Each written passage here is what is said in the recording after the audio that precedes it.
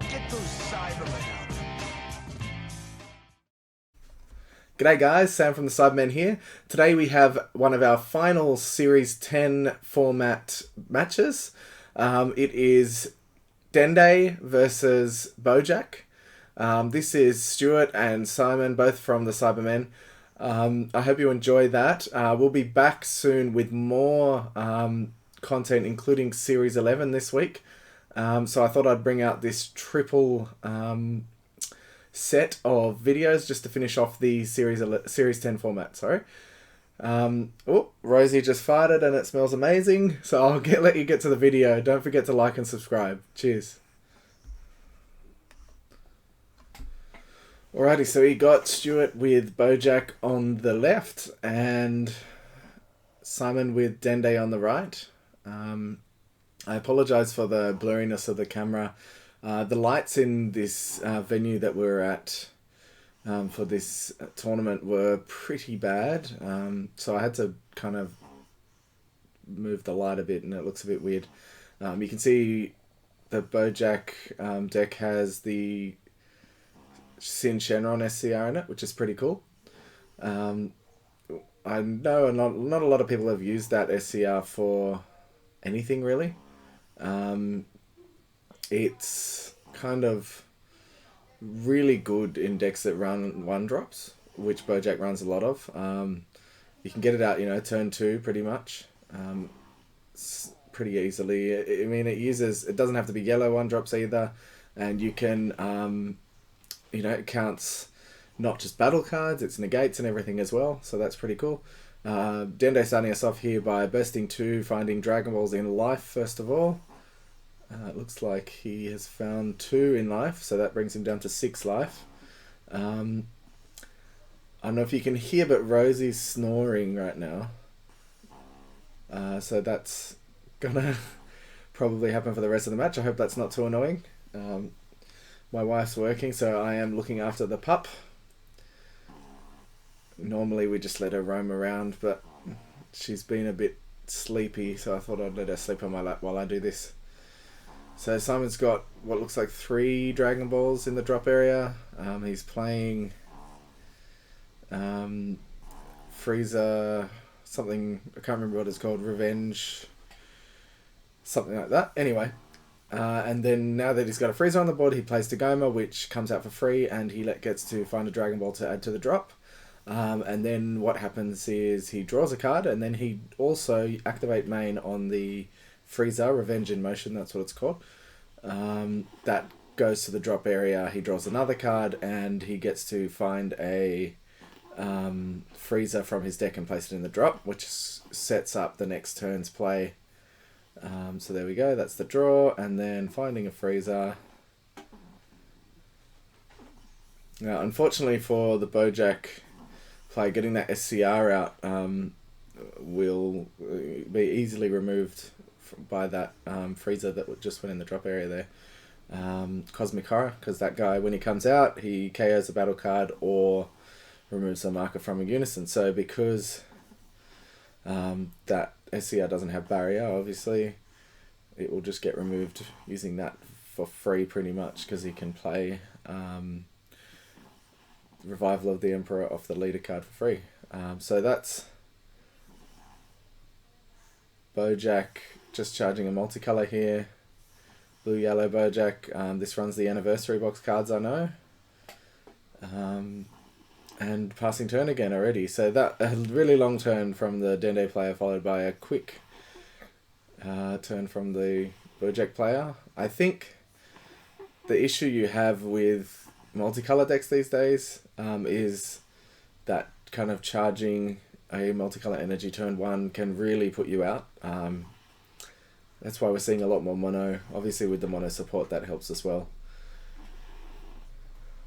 But I played Red Yellow Baby in this tournament. One of the other videos that I'm putting up today is of one of my games, and the thing that's good about Red Yellow Baby is even though you need to charge a multicolor turn 1, you can play the Dr. Mew for free when you have a multicolor in energy, so it feels like you're just charging a normal energy and tapping it to play that card anyway.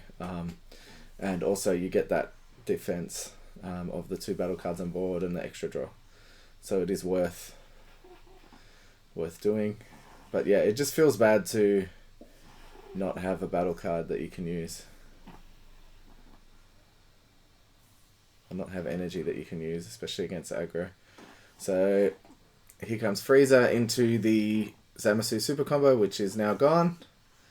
And then surprise attack Frieza coming in.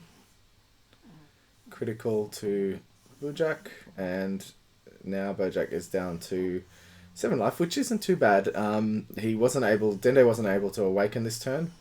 Turn 2 for the Traitor Dende deck can be really pretty powerful if he could awaken turn 2. But obviously not being able to there. Tapping 2 to play the...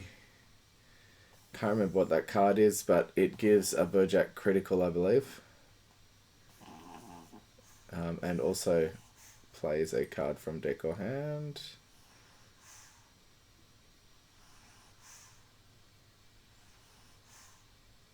Playing Beto. This is the guy that puts cards back in your deck from your drop area, I believe. But what you need to do is comboing with these Bojack Brigade cards allows you to KO rest mode battle cards using your leader skill. And also, when you play one, you draw a card, which is nice. There we go. Drawing a card. And giving 5k to the leader.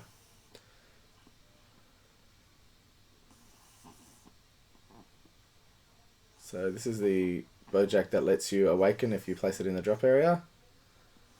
And draw 2, so you get an awaken effect. So you're dropping 1, drawing 2. So instead of awaken, draw 0, it is awaken, draw 1. Which is nice. I mean, one of the big complaints about the Bojack archetype was that the leader just awakens and doesn't have any bonus from that. Since you're already getting 5k, I mean, it's not amazing to awaken at all. But that kind of helps this. I think they were thinking that 6-drop Bojack was going to be too oppressive if the leader had an awaken skill or if it was a decent leader, and I really don't think it is. I mean, if it was, then people would find a way to make it really good in the meta, and it just isn't. So attacking Bojack into the surprise attack Frieza here, comboing with 2 Bojack Brigades and KOing the other Frieza. So the Dende player won't be too worried about it because you actually want those Friezas in your drop. I mean, the most value you get out of them is playing them in the first place. So that double strike Frieza, I think it's only a 15k, but the playing and being able to play one of your opponent's battle cards is where you get the value out of it. Interesting. So you saw Frieza Fairweather the Fiend there, which is a double striker. You can play that with your leader skill as well. And that stops your opponent from being able to counter. I think they take a life or something when they counter, something similar.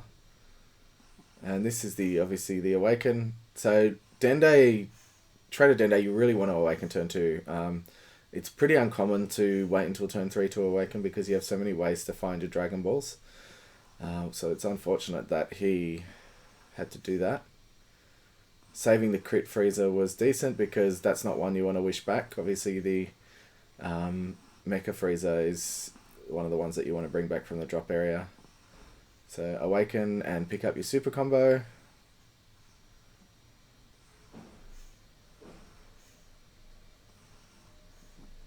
So you can bring out 2 4-drop Friezas here, which is nice, assuming he has the revival of the Emperors that he needs.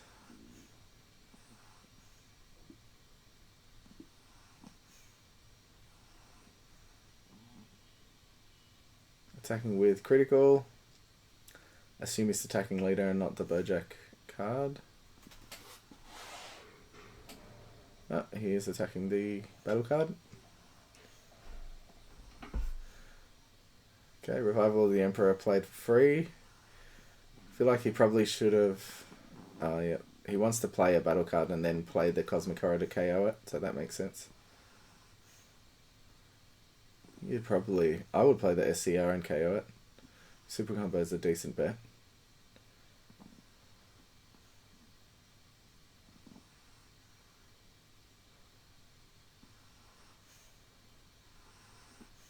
It'd be nice to just get rid of it.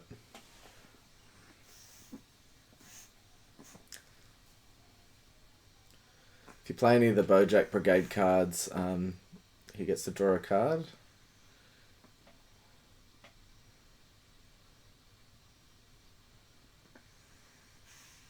He's playing the Super Combo, I think. Which is fair enough. Dragon Radar to take the 2 revivals back to hand.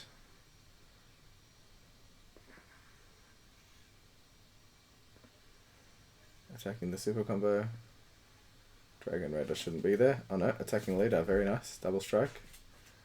Tapping 2 to play the Cosmic Horror and KO the dude. Oh look, Rosie's awake. Hey girl. Oh, just for a second. Back to sleep again.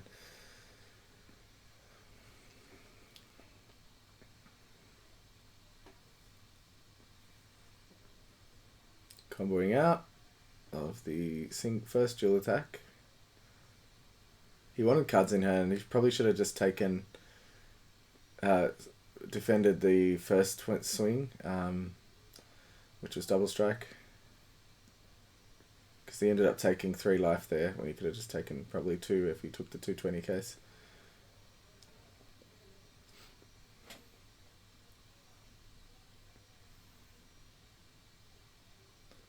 Charging, so there's 1 multicolor and 2 yellow cards in the energy there. He's checking, I assume, how many 1-drops he has.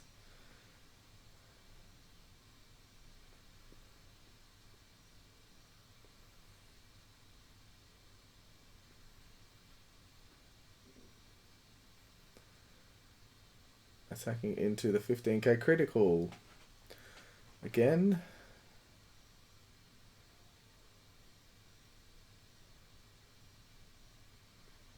So it was a bummer that these guys got paired up on their first game of the tournament, which was annoying. And this was just a locals, but we had a decent amount of people, 16 people or so. So there was 4 rounds. I ended up winning the tournament with Baby. I'll show you, you'll see that deck in one of the other videos that I upload at the same time as this one. Simon, I won't spoil it, actually. I'll talk about that at the end. So, searching for a Bojack Brigade with Beto to add to hand. This is the issue that Bojack had at the start, or at the beginning when he first came out. He was able to always play a lot of battle cards, but they're all really low, like 1 to 4k or something kind of power, which meant that it was kind of a pain in the ass to finish people off. Now he's got a bunch of big guys that have Aegis. I'm not sure if he gets it out. I hope he'll get them out so you can see. If you get the Jean and Martine, I think it is, from Draftbox, the counterplay, and the Aegis Bojack out, you can activate Aegis on one of them, drop 1 multicolor card, and then draw 3, untap 2, because the autos of those cards say when you activate Aegis, it doesn't say Aegis on this card. So you get the draw 1 off the Bojack and the draw 2 off the Jean and Martine, and then you get the untap 2 from the Aegis. So it's almost like a Surge Awaken, or even better, just from dropping 1 card, which is pretty cool when it happens. But again, it's a bit of fun. Like, this deck is not meta by any means. But if you do see it, and I hope he pulls it off, it looks so good. Just being able to untap 2, draw 3 off dropping 1 card is insane.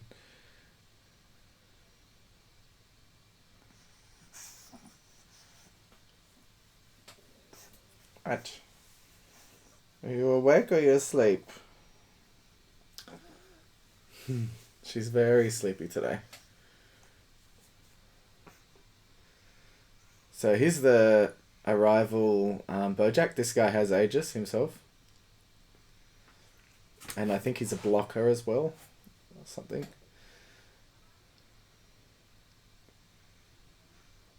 So because he played a Bojack Brigade, you draw a card. And he defended that. He's using Aegis to drop a card and draw on tap 2. And arrival the other Bojack, which mills 1. And rest mode's a battle card. Really nice play just off that one combo to outcombo the critical attack. He's got 2 blockers on the board. He's already used Aegis off the Bojack, so that isn't going to help him. But he can. Simon can play another Cosmic Horror, which will KO one of those cards at least. He's thinking about whether he should play the Double Striker. Yep, Cosmic Horror to KO that guy. I can't remember if the 7-drop is a blocker. I think it is, but I'm not 100% sure. Maybe it's a Double Strike. I feel like if it was, it would be more heavily played. My phone is ringing. It's not important, that's fine.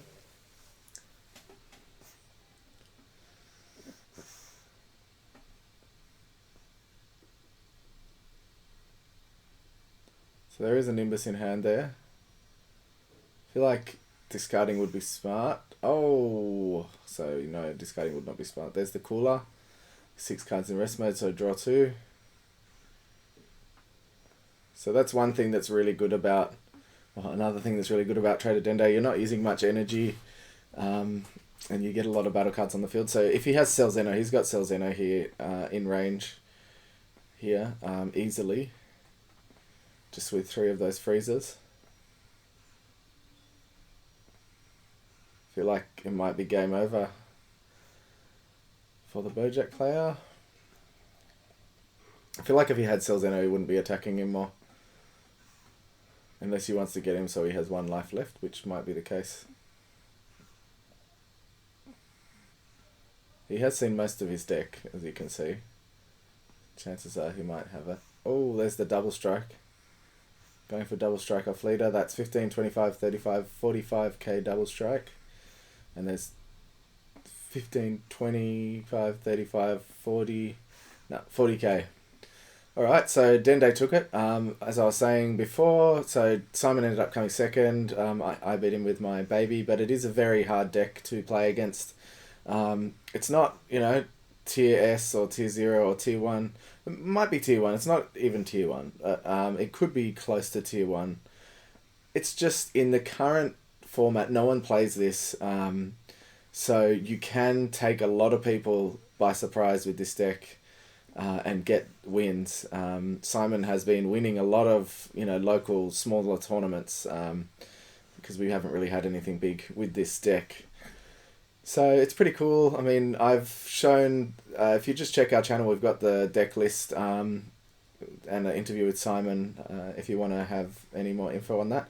If you want Bojack deck list, let me know. We have one that we're going to upload soon, so let me know and I'll let you know what that is. And we've got, I think it's really nice with the anniversary cards. Anyway, we'll see you in the next vid, guys. Cheers.